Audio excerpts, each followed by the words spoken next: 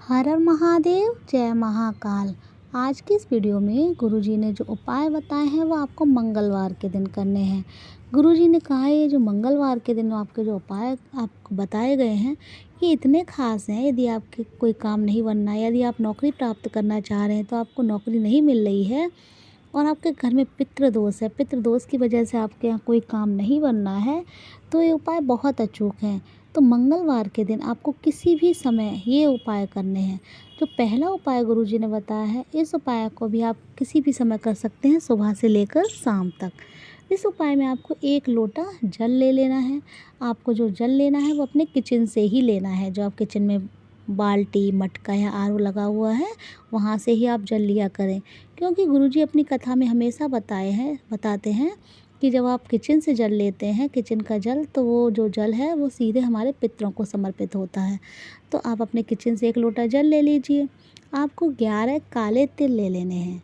काले तिल आप 11 ले लीजिए और 1 या 2 गुड़ के टुकड़े ले लीजिए। उन्हें लेकर आपको शिव मंदिर पहुंचना है और वहां जाकर शिवलिंग के सामने आपको उस जल में गुड़ का टुकड़ा डालना है और ओम नमः शिवाय मंत्र का जाप करना है।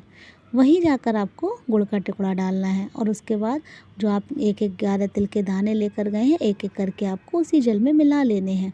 श्री शिवाय नमस्तुभ्यम या ओम नमः शिवाय का जाप करते हुए। अब जब आपने ये मिश्रण तैयार कर लिया जिसमें आपने जल में गुड़ और तिल डाला है, ये जल आपको शिवलिंग के ऊपर समर्पित करना है। ध्यान रखिए ये जो जल है वो आपको शिवलिंग के ऊपर समर्पित करना है। ध्यान रखिए आपका जो मुख है वो दक्षिण दिशा की तरफ होना चाहिए, क्योंकि गुरुजी बताते हैं कि जो पितरों का जो दशा होती है वो दक्षिण दिशा की तरफ। आपको कोई भी उपाय करते हैं तो दक्षिण दिशा की तरफ मुख होना चाहिए आप। तो आपको जल दक्षिण दिशा की तरफ मुख कर चढ़ाना है और अपने पितरों से प्रार्थना करनी है। जो भी आपके काम नहीं बनने हैं, जो भी आपके संकट या परेशानी है उसके लिए प्रार्थना करनी है। तो गुरुजी ने कहा है मंगलवार के दिन आप ये उपाय कीजिए, देखिएगा आपके घर में ज़रूर ही जो भी काम है वो सब बनने लगेंगे।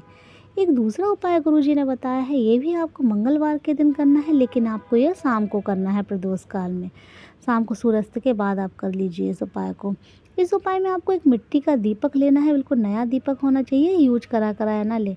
आप नया दीपक ले लीजिए। दीपक में आपको 2 लौंगें लेनी है। लौंग बिल्कुल साबुत होनी चाहिए, खंडित लौंगें नहीं, जो पूजा में यूज होती हैं। उनका जो फूल होता है ऊपर वो भी होना चाहिए। तो आप 2 लौंगें और थोड़ा सा कपूर ले लीजिए। अब ये 3 चीज़ें लेकर आपको पीपल वृक्ष के पास जाना है। वहाँ जाकर आपको दक्षिण की तरफ मुख कर खड़े होना है और वहाँ ये दीपक आपको प्रज्वलित करना है। उसमें आपको दोनों लौंगें और कपूर डाल लेना है और प्रज्वलित करना लेना है और आपको ओम पितृ देवताय नमः का जाप करना है। और जो भी संकट तकलीफ़ें हैं वो आपको प्रार्थना करनी है उसके लिए कि वो सब ठीक हो जाए। और जो भी आपकी परेशानी है उसके लिए आप प्रार्थना करनी है।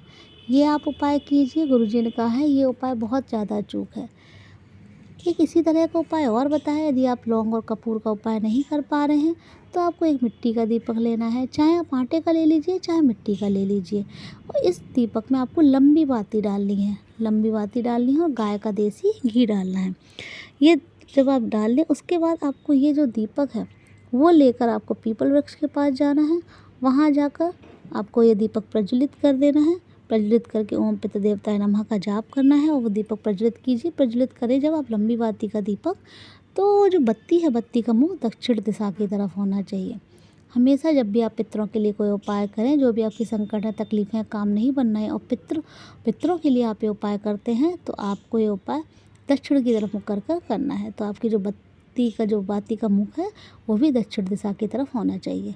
तो गुरुजी कहते हैं इन तीनों उपाय में से जो भी आपको ठीक लगे वो आप कीजिए और देखिएगा आपके जो भी पितृ दोष है आपके घर में, आपका कोई काम नहीं बनना है या बनते बनते आपका कोई काम बिगड़ जाता है, बस लगता है कि बस होने वाला काम और लेकिन नहीं हो पा रहा है।